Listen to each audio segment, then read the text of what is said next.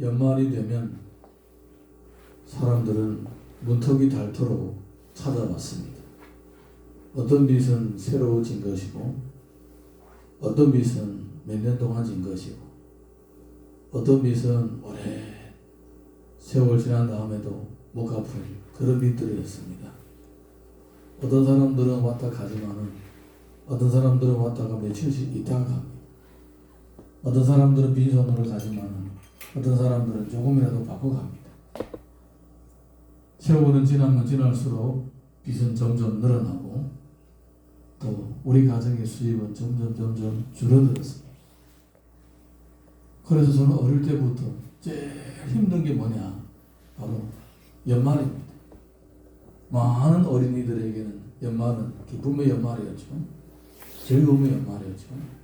연말이 되면 새 옷도 입고, 새 많은 음식도 먹고, 또 폭죽도 많이 쌓아놓고 그거를 가지고 놀기도 하고 그럽니다.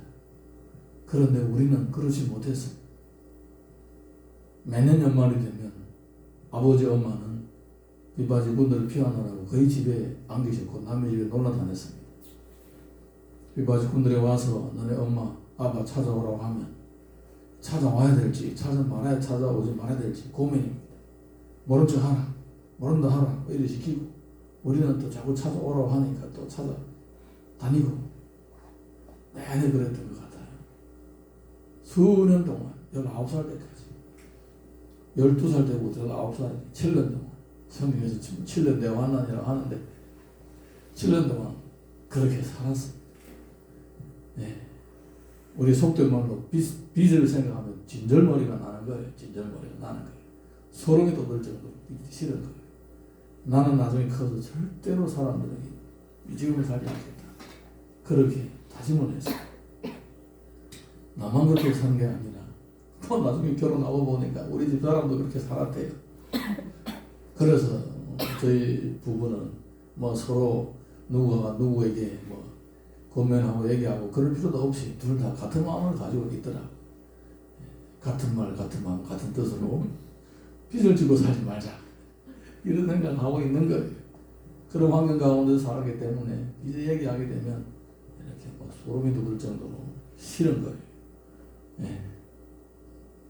더욱 성경을, 예수님을 믿고 성경을 보니까 성경에서는 사람의 빚에 아무에게도 빚을 지지 말라 이렇게 얘기를 하는 거예요. 자, 우리 오늘 본문의 말씀 8절에서 9절, 8절에서 10절 다시 읽어보겠습니다. 8절에서 10절 시작. 피차 사랑의 빚에는 아무에게든지 아무 빚도 지지 말라. 남을 사랑하는 자는 율법을 다 이루었느니라. 간음하지 말라, 살인하지 말라, 독진하지 말라, 탐내지 말라 한 것과 그 위에 다른 계명이 있을지라도 내 이웃을 내 자신같이 사랑하라 하신 그 말씀 가운데 다 들었느니라. 사랑은 이웃에게 악을 행하지 아니하나니 그러므로 사랑은 율법의 완성이니라. 하나님께서는 구원의 얘기를 하시면서 왜 빚의 얘기를 말씀을 하고 계실까? 빚. 여러분, 우리가 빚의 의미에 대해서 알고 나면 성경에서 왜 빚의 얘기를 많이 하고 있는지 알 수가 있습니다. 로마서 6장 23절 보게 되면 죄의 삭은 사망이요 하나님의 은사는 그리스도 예수 우리 주 안에 있는 영생이니라. 죄의 삭은 사망이라는 것입니다. 그 죄의 대가는 사망이라는 것입니다. 성경에는 죄라는 말이 빚이라는 말하고 같은 어원에서 나온 것입니다. 빚하고 죄가 같은 의미를 가지고 있다라는 거예요. 마태복음 18장 보게 되면 내가 너를 불쌍히 여김과 같이 너도 내 동료를 불쌍히 여김이 마땅하지 아니하냐 하고 주인이 노하여 그 빚을 다 갚도록 그를 옥졸에게 넘기니라. 너희가 각각 마음으로부터 형제를 용서하지 아니하면 나의 하늘의 아버지께서 너희에게 이와 같이 하시리라. 예수님께서 죄와 용서에 대해서 얘기하시면서 빚진 자의 비유를 말씀하셨습니다. 왜 빚진 자의 비유를 말씀하셨겠습니까? 빚하고 죄는 같은 의미를 가지고 있기 때문인 것입니다. 빌레몬서 1장 18절 보게 되면 그가 만일 내게 불의를 행하거나 내게 빚진 것이 있으면 그것을 내 앞으로 계산하라. 사도 바울이 빌레몬에게 편지를 쓸 때에 감옥에서 전도한 오네시모를 위하여서 빌레몬에게 고면을 합니다. 그가 내게 불의를 행하는 것이 있거나 빚을 진 것이 있으면 내 앞으로 계산을 하라. 불의와 빚을 똑같이 놓고 얘기를 하는 것입니다. 네. 그러면서 자신이 그걸 갚겠다라고 얘기를 하는 것입니다. 로마서 8장 보게 되면 그러므로 형제들아 우리가 빚진 자로 되 육신에게 져서 육신대로 살 것이 아니니라. 이제는 우리가 하나님께 빚졌다 이것입니다. 이제는 하나님 외에 다른 존재, 어떤 존재에게도 빚을 지면 안 된다. 그 얘기입니다. 왜냐하면 누구에게 빚지면 그 사람에게 얽매여 있기 때문이다라는 것입니다. 그 사람이 얽매여 있기 때문에 그 사람에게 그 존재에게 영향을 받게 되는 것입니다. 그러니까 오직 하나님께 얽매여 있으라고 하나님께 빚진 자가 되라는 겁니다. 아멘. 할렐루야. 아멘. 여러분, 빚이라는 것은 죄악과 같은 의미를 가지고 있다는 것입니다. 그래서 성경에서는 빚을 지지 말라. 빚을 지지 말라. 왜냐하면 그 빚을 지면 그 사람에게 얽매여 있는 거예요. 데살로니가전서 5장 22절 보게 되면 악은 어떤 모양이라도 버리라. 악은 어떤 모양이라도 버리라. 다시 말하면 빚이 곧 죄의 모양인 거예요.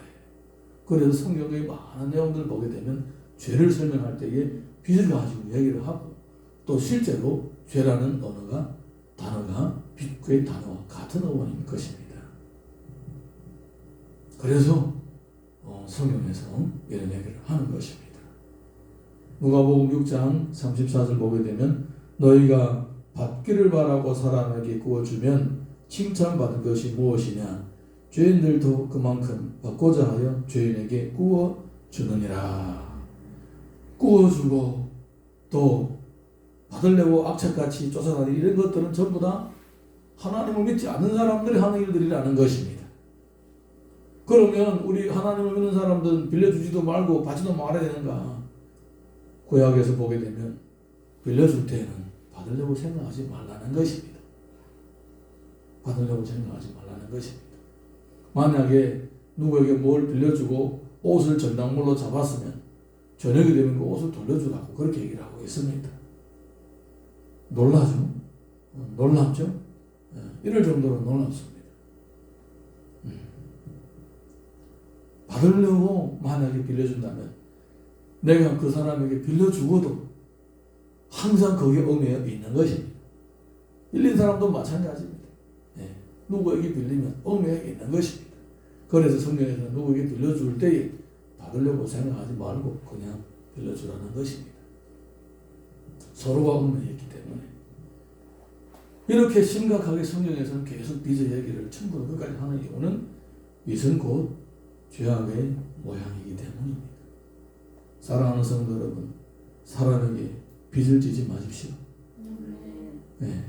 사람에게 빚을 지는 것은 그만큼 내가 하나님께 집중하지 못하는 결과를 만들어내는 것입니다.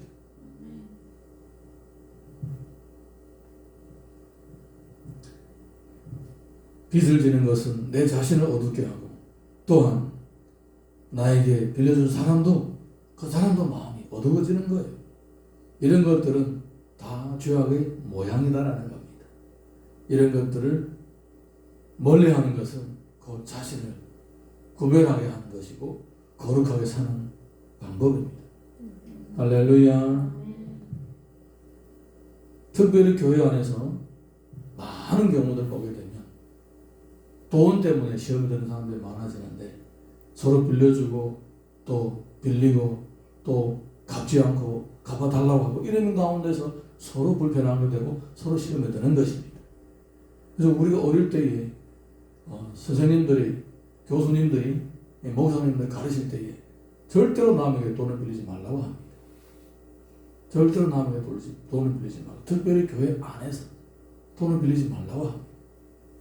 서로가 불편하기 때문에 성도의 교제와 또 예배하는 나에게 지장이 된다는 겁니다. 그래서 저는 어릴 때에 그 말씀 붙잡고 돈을 빌리지 않았습니다. 그리고 또 혹시라도 누가 필요하면 그냥 그 사람도 모르게 어떤 방법을 통해서 도와주려고 했고, 설령 누가 나에게 빌려준다고 해도 서로를 위해서, 믿음을 위해서, 관계를 위해서 안 빌려주거나, 그리고 내 능력 있는 한 그 사람이 그냥 줄 수 있는 금액으로 그냥 갖다 쓰라고 그렇게 지금까지 살아왔습니다. 왜냐하면 성경에서는 아무에게도 아무 빚을 짓지 말라고 했습니다. 그리고 또 이것은 서로가 서로에게 서로를 위하는 것이기 때문입니다. 남에게 빌리지 않으면 빌려주지도 말아야 된다. 필요하면 도와줄 수는 있죠. 도와줄 수는 있죠. 그렇지만 내가 그 사람이 이 전체를 그냥 줄 수 없는 생활의 상황이라면 다는 빌려주지 못할지라도 일부분 이렇게 빌려주면서 도울 수는 있다. 그 얘기입니다. 빚의 문제는 죄의 문제하고 일명상통하는데 많이 있습니다. 꼴이 닿는 것이 많다라는 겁니다. 꼭 성경 말씀을 명심하시기를 바랍니다. 아멘. 11절에서 14절 같이 읽습니다. 시작. 또한 너희가 이 시기를 알거니와 자다가 깰 때가 벌써 되었으니 이는 이제 우리의 구원이 처음 이를 때보다 가까웠습니다. 밤이 깊고 낮이 가까웠으니 그러므로 우리가 어둠의 일을 벗고 빛의 갑옷을 입자. 낮에와 같이 단정히 행하고 방탕하거나 술 취하지 말며 음란하거나 호색하지 말며 다투거나 시기하지 말고 오직 주 예수 그리스도로 옷 입고 정욕을 위하여 육신의 일을 도모하지 말라. 빚은 어둠의 일입니다. 그래서 성경을 보게 되면 빚을 짓고 살지 말라. 그리고 이제는 빛의 자녀로 행하라. 이렇게 가르쳐주고 있습니다. 왜 우리가 빛의 자녀로 살아야 되는가? 요한복음을 보게 되면 내가 세상에 있는 동안에는 세상의 빛이로라. 예수님께서 자신을 빛이라고 말씀하셨습니다. 그러니까 예수님을 믿는 우리가 빛의 자녀답게 살아야 된다. 이것입니다. 예수님의 영이 우리 안에 들어왔습니다. 그러니까 우리 안에도 예수님의 빛이 있다는 것입니다. 그리고 우리는 늘 그 예수님의 빛의 비춤을 받고 살아가고 있습니다. 한 물건이 지속적으로 햇빛 보게 되면 점점 따뜻해지는 것처럼 우리도 지속적으로 주님의 빛을 비춤 받음으로써 계속 우리가 지금 빛의 자녀로 계속 바뀌어가고 있는 거예요. 할렐루야. 요한복음 8장 보게 되면 예수께서 또 말씀하여 이르시되 나는 세상의 빛이니 나를 따르는 자는 어두움에 다니지 아니하고 생명의 빛을 얻으리라. 우리가 바로 생명의 빛이라는 것입니다. 그 생명의 빛이 어떻게 구체적으로 나타나는가 하면 마태복음 5장 보게 되면 너희는 세상의 빛이라 산 위에 있는 동네가 숨겨지지 못할 것이요 사람이 등불을 켜서 말 아래 두지 아니하고 등경 위에 두나니 이러므로 집안 모든 사람에게 비치느니라. 이같이 너희의 빛이 사람의 앞에 비치게 하여 그들로 너희의 착한 행실을 보고 하늘에 계신 너희의 아버지께 영광을 돌리게 하라. 빛이 되는 삶의 기준이 바로 주변에 있는 사람들에게 유익이 되는 삶을 사는 것입니다. 다시 말하자면 착하게 살아라 그것입니다. 착하게 사는 것은 구원의 조건은 아니지만 구원받은 자녀의 삶의 열매인 것입니다. 할렐루야. 예수님께서 종들을 칭찬할 때에 뭐라고 말씀하시던가요? 착하고 충성된 종아. 하나님의 종의 가장 뚜렷한 덕목의 두 가지가 바로 착하고 충성되다라는 것입니다. 착하다라는 것은 세상에서 살 때에 다른 사람들에게 선을 행하고 유익이 되고 복이 되는 것을 가르치고 있는 것입니다. 충성되다는 것은 하나님 앞에 주어진 사명을 죽도록 감당하는 것을 얘기하는 것입니다. 이것은 우리 신앙의 본질이고 우리의 삶의 기준이 되는 것입니다. 네. 사랑하는 성도 여러분, 우리가 세상에서 바로 빛과 소금의 그 그러한 본질을 가지고 있는 것입니다. 그러니까 주님께서 우리들에게 바라는 것은 다시 세속에 돌아가서 죄악 가운데서 뒹굴면서 사는 것이 아니라 세속과 구별되는 삶을 살기를 원하신다는 것입니다. 이 세상에는 흰색이 있고 검은색이 있습니다. 흰색만 있고 검은색이 있는 것이 아니라 중간 색깔도 있습니다. 희지도 않고 검지도 않는 회색도 있는 것입니다. 많은 것들은 회색 지대에 있습니다. 그것을 했다고 해서 죄라고 하기도 좀 그렇고, 그렇다고 해서 그것이 하나님 앞에 당당하지도 못한 것들이 많이 있는 거예요. 성경에서도 구체적으로 자세하게 그것을 언급하지도 않고, 나라의 법과 또 사회의 습관이라든가 이런 것, 여론이라든가 이런 것들도 되게 관용하게 대하는 일들이 많이 있는 것입니다. 회색 지대가 있는 것입니다. 그래서 성도들은요, 검은 지대도 멀리 해야 되겠지만 회색 지대도 멀리 해야 됩니다. 그것은 세속, 하나님 나라와 세상 나라가 막 뒤섞이고 뭐 갈등을 일으키는 그 지대인 것입니다. 오늘 우리가 방금 읽었던 내용들 보게 되면 많이 나와 있죠. 예. 방탕, 술 취함, 음란, 허세, 다툼, 시기, 이런 것들 전부 다 세속의 것이라는 것입니다. 이런 것들이 있음으로 인해서 회색 지대에 점점 깊이 빠지면 자기도 모르게 어느새 검은 지대, 어둠의 세계로 빠져들어가는 것입니다. 이것이 죄가 아닌데 뭐 성경에서 이것을 구체적으로 다루지도 않았는데 뭐 그러면서 방심하고 있다가 서서히 저쪽으로 미끄러 빠지는 거예요. 죄라는 것은 항상 그렇습니다. 처음부터 흰 것이 갑자기 새까맣게 되는 게 아닙니다. 회색 지대를 걷으면서 검정으로 들어가는 거예요. 세속이라는 것은 바로 그런 역할을 하고 있습니다. 회색 지대에서 빨리 빛의 자녀로서 전환시키는 작업을 계속 해야 됩니다. 아멘. 할렐루야. 아멘. 그를 위해서는 날마다 우리가 하나님 말씀을 묵상하면서, 그리고 실질적으로 빛도 다 멀리 해야 되겠지만 죄의 빛도 다 청산을 받고 감사함으로 하나님의 사랑의 빛인 자로서 살아야 된다, 그 얘기입니다. 에베소서 5장을 보게 되면 너희가 전에는 어둠이더니 이제는 주 안에서 빛이라, 빛의 자녀들처럼 행하라.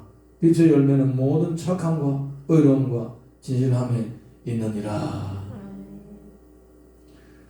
5장 11절에서 12절 보게 되면 너희는 열매 없는 어둠의 일에 참여하지 말고 도리어 책망하라.